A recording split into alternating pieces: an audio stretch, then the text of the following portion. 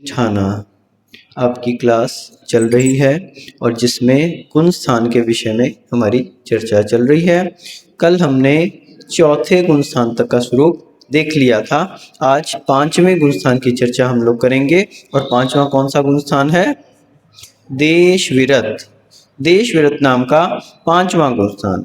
तो पांचवें गुण स्थान में ज़्यादा कोई दिक्कत नहीं है, मात्र इतना ही समझना है कि ये जो देश विरत नाम का पांचवा गुण स्थान है, जहाँ हमने चौथे गुण स्थान में क्या कहा था? अविरत सम्यक दृष्टि, यानी जो सम्यक दर्शन को तो जिसने प्राप्त कर लिया है लेकिन व्रती नहीं हुआ है, तो देश विरत की विशेषता ये है कि इसमें व्यक्ति व्रती हो जाता है कम से कम, और कुछ नहीं तो देश विरत यानी देश चारित्र को धारण कर लेता है। तो यहाँ पर क्या कहा? प्रत्याख्याना वर्ण कषाय के उदय से होने से यद्यपि सकल संयम तो नहीं होता, किंतु देश संयम कहते हैं, इसी को देश विरत कहते हैं। तो अब सबको पता ही है कि देश विरत गुण स्थान कौन सी कषाय के उदय से होता है? प्रत्याख्याना वर्ण। और इसका समय कितना है? अनंतानुबंधी का तो 6 महीने से अधिक है, और जो अप्रत्याख्यान है उसका 15 दिन से 6 महीने का है, और प्रत्याख्यानावर्णी का कितना है? अंतर मुहूर्त से 15 दिन तक का समय। तो यदि आपकी कक्षाएं अंतर मुहूर्त से अधिक पहुंच गई और 15 दिन के अंदर अंदर समाप्त हो जाती हैं, तो कौन सी कक्षाएं है? प्रत्याख्यानावरण। तो प्रत्याख्यानावरण कक्षाएं की ये विशेषता है कि इसमें इसका जो विरह काल है वो कितना है, यानी जो वासना काल है वो अंतर मुहूर्त से लेकर और 15 दिन के अंदर अंदर तक का रहता है, ऐसा देश विरत की विशेषता है। और इसमें देश संयम होता है। देश संयम यानी महाव्रतों को तो धारण नहीं किया, लेकिन देश संयम को धारण कर लिया। आरिका माता जी हैं, शुल्लक जी हैं, एलक जी हैं और शुल्लिका माता जी हैं, और इसके अलावा प्रतिमाधारी जितने भी भैया दीदी हैं वो सब कौन से गुण स्थान में आते हैं? देश विरत नाम का। और सबसे बड़ी इसकी फायदा हमने कई बार बताया आप लोगों को कि देश विरत की क्या विशेषता है कि इसमें कम से कम आपके लिए नरकों में जाने से बच जाते हैं। देश विरत वाला एकमात्र कौन सी आयु का बंद करता है? देव आयु का ही बंद करता है, और किसी आयु का बंद नहीं करता। और किसी का अगर और किसी आयु का बंद हो चुका है तो वो देश विरत नाम के गुण स्थान में आ नहीं सकता। वो उसको ना तो प्रतिमा आदि धारण करने के भाव होते हैं, ना ही कोई व्रत आदि लेने के उसके भाव होते हैं। तो इसकी विशेषता है कि या तो आपने किसी आयु का बंध नहीं किया अथवा देव आयु का बंध किया है, तो ही इस गुण स्थान में आप प्रवेश ले सकते हैं। तो ही आप 2 प्रतिमा के नियम, 3 प्रतिमा के, 11 प्रतिमा तक के नियमों को धारण कर सकते हैं। तो और किसी आयु का बंध इसमें नहीं होता। तो विशेषताएं आ रही है इसकी। इस गुण स्थान में त्रस अविरति की जो विरति है पर शेष की विरति नहीं है। तो हमें पता है कि जीव कितने प्रकार के होते हैं? 2 प्रकार के, एक त्रस और एक स्थावर। तो त्रस जीवों की इसमें विरति नहीं होती, लेकिन अन्य से विरति नहीं है। अन्य जीवों का घात हो सकता है, लेकिन कैसे होता है? वृथा थावर न सवारे। वृथा थावर न सवारे यानी इतना तो उसका नियम है कि त्रस जीवों की तो हिंसा करेगा ही नहीं, ये तो नियम है।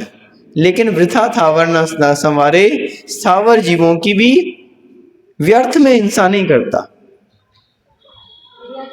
जैसे उसकी मजबूरी है कि उसको खाना बनाना है तो उसमें पानी गर्म करना पड़ेगा, जल का एक जीवों की हिंसा होगी।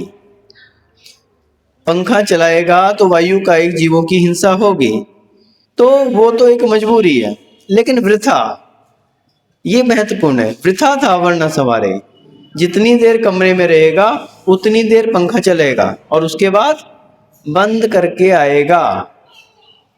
ध्यान रख लेना प्रतिमाधारी लोग जितने भी हैं। अब जैसे आज देश विरत की बात हो रही है और हमारे देश विरत दो, एक तो हमारे शिखर चंद जी जो कि 2 प्रतिमाधारी हैं, और हमारे भैया जी जय निशान जी जो हैं, देश विरत संयम की बात हो रही है और देश विरती जो है उपस्थित हो गए। तो वृथा था वरना संवारे, क्या विशेषता इसकी?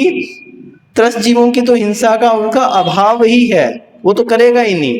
और वृथा था वरना संवारे, बिना प्रयोजन के स्थावर जीवों की भी हिंसा नहीं करता। दूसरी विशेषता क्या है? उपशम सम्यक्त्व के साथ इस गुण स्थान में उत्पन्न होने के लिए 3 करण आवश्यक है। अब ये थोड़ा सा कठिन पॉइंट है, आप लोगों को समझने में मुश्किल आएगा। उपशम सम्यक्त्व के साथ इस गुण स्थान में उत्पन्न होने के लिए 3 करण आवश्यक है। ये 3 करण कौन कौन से होते हैं? अपूर्व करण, अनिवृत्ति करण। तो मेरी समझ में ये पॉइंट आप लोग छोड़ दो, नहीं तो कंफ्यूज हो जाओगे। आगे चलें अपन। वेदक सम्यक्त्व के साथ इस गुण स्थान में उत्पन्न होने के लिए 2 करण आवश्यक हैं। अब ये करण का विषय क्योंकि आप लोगों ने नहीं पढ़ा है तो आपको समझ में नहीं आएगा। उपशम के साथ 3 करण, वेदक के साथ 2 करण। यह गुण स्थान केवल मनुष्य और तिर्यंचों को होता है। क्यों? क्योंकि देव और नारकी जो हैं वो किसी भी प्रकार का संयम धारण नहीं कर सकते। भोग भूमि मनुष्य और तिर्यंचों के भी यह गुण स्थान नहीं होता। भोग भूमियों को भी देश विरत नाम का संयम नहीं ले सकते। और तिर्यंचों के यह गुण स्थान जन्म लेने के 3 अंतर्मुहूर्त बाद हो सकता है। 3 अंतर्मुहूर्त बाद ये गुण स्थान जो है उनके लिए हो सकता है। तो ये विशेषताएं बताई हैं हमने देश विरत गुण स्थान की, कि मात्र मनुष्य और तिर्यंचों को होता है, उसमें भी कर्म भूमि के मनुष्यों को होता है, भोग भूमि के मनुष्यों को नहीं हो सकता, वो संयम नहीं धारण कर सकते। और तिर्यंचों को जन्म लेने के 3 अंतर्मुहूर्त बाद हो सकता है। और इसकी विशेषता क्या है कि त्रस्त जीवों की इसमें हिंसा का त्याग होता है और स्थावर जीवों की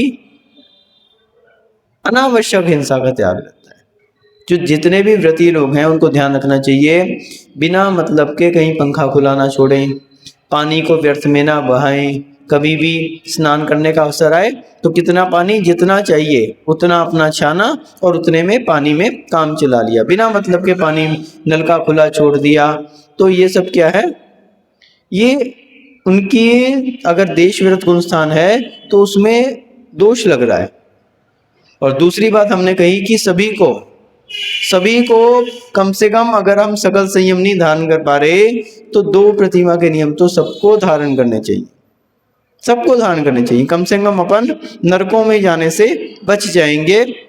हमारा और कुछ नहीं तो एकमात्र देव गति का ही बंद करेंगे, देव आयु का ही बंद करेंगे, भगवान के समूह शरण में जाएंगे, नंदीश्वर चैताल्य अकृत्रिम चैताल्यों की वंदना करेंगे और वहां से पुण्य आश्रव करके पुण्यमति मनुष्य गति प्राप्त करके मोक्ष को जाएंगे। और अगर हम यूं ही चले गए तब तो क्या भरोसा कौन सी जगह जा रहे हैं, कितने नरकों में सागरों पर्यंत अपन दुख भोग रहे हैं और वहां से फिर तिर्यंच आयु का बंद करके फिर दुख भोग रहे, कब जाके अपने को प्राप्त होगा।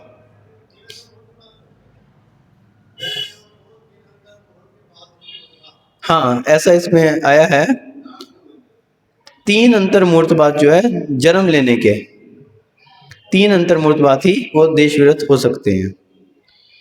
अगला गुणस्थान है प्रमत्त संयत गुणस्थान। ये किसको होता है? एकमात्र मनुष्य गति में हो सकता है। देश विरत तो तिर्यंचों को भी हो सकता है, लेकिन प्रमत्त गुणस्थान मनुष्यों को होता है। और मनुष्यों में भी किसको होता है? पुरुषों को होता है, स्त्रियों को भी नहीं हो सकता। ठीक है ना? तो आरिका माता जी का भी कौन सा गुणस्थान होता है? 5वां, इससे आगे नहीं जा सकती। और प्रमत्त संयत जो गुणस्थान है ये एकमात्र मुनि महाराजों के लिए होता है। तो प्रमत्त गुणस्थान का क्या है? चारित्र मोहनीय का क्षयोपशम होने पर सकल संयम होते हुए भी जिस मुनि को प्रमाद का सद्भाव होता है उसे प्रमत्त संयत गुणस्थान कहते हैं। तो मुख्यतः पंचम काल में मुनियों के 2 ही गुणस्थान होते हैं, एक छठा और एक 7वां, 2 ही गुणस्थान होते हैं। इससे आगे पंचम काल में जा नहीं सकते। बस अंतर इतना है कि छठे गुणस्थान में प्रमाद रहता है और 7वें में प्रमाद का अभाव रहता है। तो जो सकल संयम को तो धारण कर लिया, लेकिन अभी प्रमाद का सद्भाव है, तो कौन सा गुण स्थान है? प्रमत्त गुण स्थान, प्रमत्त संयत गुण स्थान, छठा गुण स्थान। और जहां प्रमाद का अभाव आ जाए तो वहां पे सातवां गुण स्थान बन जाता है। तो ये कौन सा है? प्रमत्त संयत। इसके विषय में बता रहे हैं, छठवें गुण स्थान तक शुभोपयोग रहता है। तो 3 प्रकार का उपयोग होता है, एक अशुभोपयोग, एक शुभोपयोग और तीसरा शुद्धोपयोग। तो छठवें गुण स्थान तक तो शुभोपयोग रहता है और आगे शुद्धोपयोग की भूमिकाएं बनती हैं। दूसरी बात है, आहारक आदि रीतियों का प्रयोग इसी गुण स्थान में होता है। आहारक रीतिधारी जो मुनिराज होते हैं वो छठवें गुण स्थानवर्ती ही होते हैं। प्रमत्त संयत गुण स्थान में सर्वकाल साधु पाए जाते हैं, एक भी समय ऐसा नहीं रहता जबकि तीनों लोकों में एक भी साधु छठे गुण स्थानवर्ती ना हो।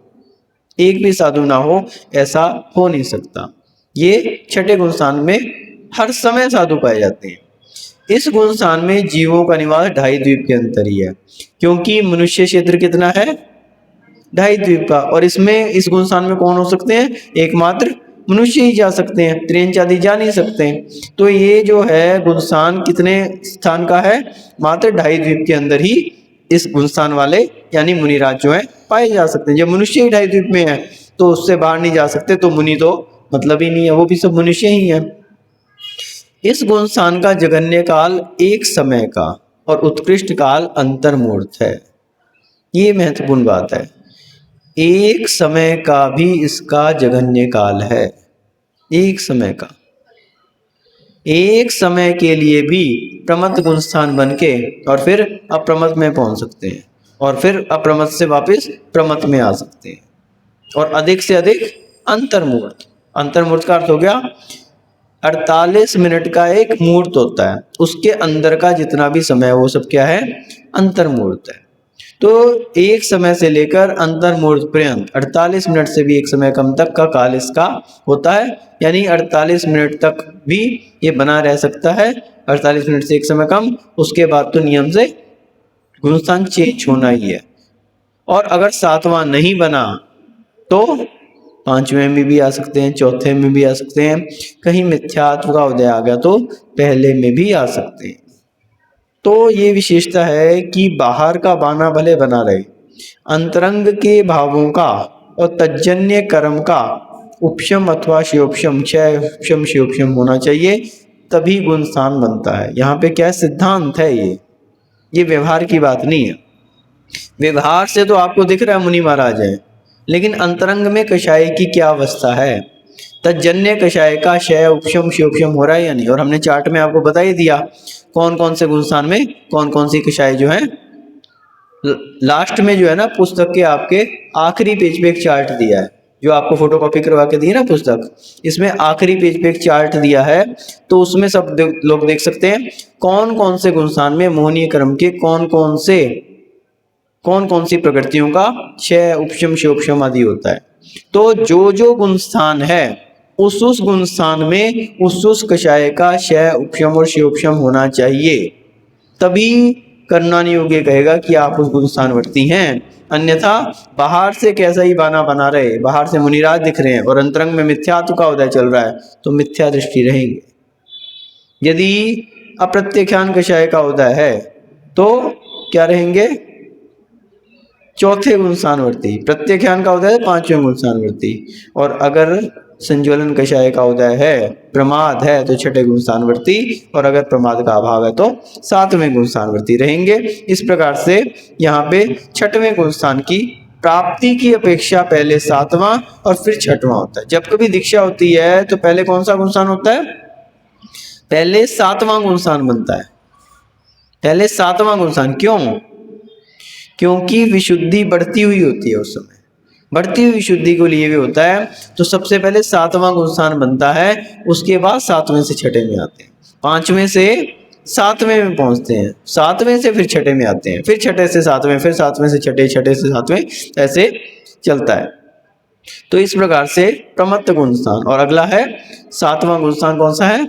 अप्रमत्त संयत गुण स्थान। तो इसमें तो आपको सब पता ही है कि संज्वलन कषाय और नौ कषाय का मंद उदय होने पर प्रमाद रहित, विशेषता क्या है इसकी, अप्रमत्त यानी प्रमाद रहित संयम भाव को अप्रमत्त गुण स्थान कहते हैं। अप्रमत्त विरत, प्रमाद रहित अवस्था है उसको क्या कहते हैं, अप्रमत्त गुण स्थान कहते हैं। और इसके दो भेद हैं, एक स्वस्थान अप्रमत्त संयत और दूसरा सातिशय अप्रमत्त संयत, इसके दो भेद हैं। एक क्या है, स्वस्थान अप्रमत्त और दूसरा सातिशय प्रमत्त। अब ये ध्यान रखना है कि पंचम काल में मात्र एक स्वस्थाना प्रमत्त नाम का ही भेद रहता है। पंचम काल में सातिशय प्रमत्त नाम के गुण स्थान में कोई भी मुनिराज नहीं पहुंच सकते, ये नियम है। लेकिन कुछ लोग ये कहते हैं कि पंचम काल में शुद्धोपयोग का भी अभाव है। ऐसा नहीं है। शुद्धोपयोग एक जो ये पहला स्वस्थाना प्रमत्त है इसमें भी शुद्धोपयोग पाया जाता है। बस विशुद्धि का अंतर है कि श्रेणी आरूढ़न के लिए जितनी विशुद्धि चाहिए वो इस स्वस्थाना प्रमत्त गुण स्थान में नहीं बन पाती, वो सातिशय प्रमत्त में ही बनती है। इसलिए पंचम काल में श्रेणी पे आरूढ़न नहीं हो सकता, लेकिन शुद्धोपयोग नहीं होता ऐसा कहना गलत है। आज भी मोक्ष पहुड़ की 76 नंबर और 77 नंबर की गाथा में आचार्य कुंद देव ने कहा है कि आज भी इस पंचम काल में भी मुनिराज क्या करते हैं, अपनी आत्मा में स्थिर होकर, अपनी आत्मा में स्थिर होकर और क्या करते हैं, सातवें गुण स्थान में पहुंचते हैं और सातवें गुण स्थान में पहुंचकर वहां से देवायु का वो करते हैं, इंद्र पद को प्राप्त करते हैं और इंद्र पद को प्राप्त करके लोकांतिक देव आदि भी होते हैं और फिर वहां से च्युत होकर मोक्ष को भी प्राप्त करते हैं। तो इसलिए ये शुद्धोपयोग का अभाव अगर मानेंगे तो ये गाथाएं गलत हो जाएंगी। भरहे दुस्सम काले, भरहे दुस्सम काले धम्म जान हवेदी साउस्य तम अपसहाब्धिडे नहु मन्नै सोवी अन्नानी। साफ शब्दों में आचार्य कुंद देव ने कह दिया कि भरहे यानी भरत क्षेत्र में, दुस्सम काले पंचम दुष्मा काल में, धम्म जान हवेदी साहू से साधुओं को धर्म ध्यान होता है। और कौन सा ध्यान होता है, धर्म ध्यान, निश्चय धर्म ध्यान। यहां व्यवहार की बात नहीं है। क्यों, क्योंकि आगे क्या करें, तम अपसहावत डे, आत्म स्वभाव में स्थित होकर, इससे पता लग रहा है कि कौन से धर्म ध्यान की बात हो रही है, निश्चय धर्म ध्यान की। वहां पे व्यवहार की बात नहीं है। अपसहावथिडे नाहु मन्नै सोवी अन्नानी, साफ बह दिया, बोले वो अज्ञानी है जो इस बात को नहीं मानता, मिथ्या दृष्टि है। क्लियर बोल दिया, अज्ञानी यानी मिथ्या दृष्टि है। अज भी तीर्यन सुद्धा अप्पा झाइये लहंती इंदत्तम, आज भी तीर्यन सुद्धा सम्यक दर्शन ज्ञान चारित्र से शुद्ध जो है, अप्पा झाये भी आत्मा का ध्यान करके लहदी इंदत्तम इंद्र पद को प्राप्त करते हैं।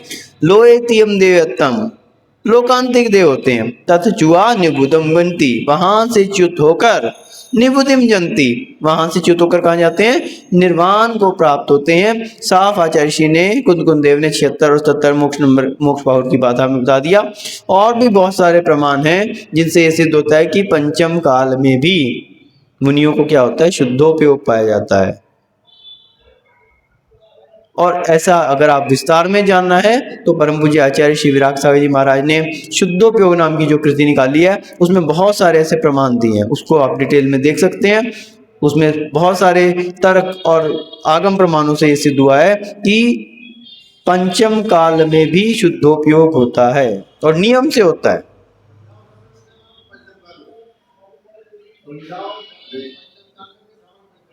सभी पंचम कालों में, हुंडा व सर्पनी की बात नहीं है यहाँ पे, पंचम काल में भी शुद्धोपयोग होता है। वहां पे तो हर समय रहता ही है। विदेश क्षेत्र में तो कोई बात ही नहीं है, विदेश क्षेत्र में तो होता ही है, वहां तो चौथा काल चलता है, उसमें तो कहीं किसी को डाउट ही नहीं है। पंचम काल की जो बात है उसी में लोगों को संदेह है। तो भरत क्षेत्र में जो बात कही है वो इसीलिए कही है। विदेश क्षेत्र के लिए तो सब मानते ही है, वहां पे तो होता ही है, वहां तो केवल ज्ञान भी होता है।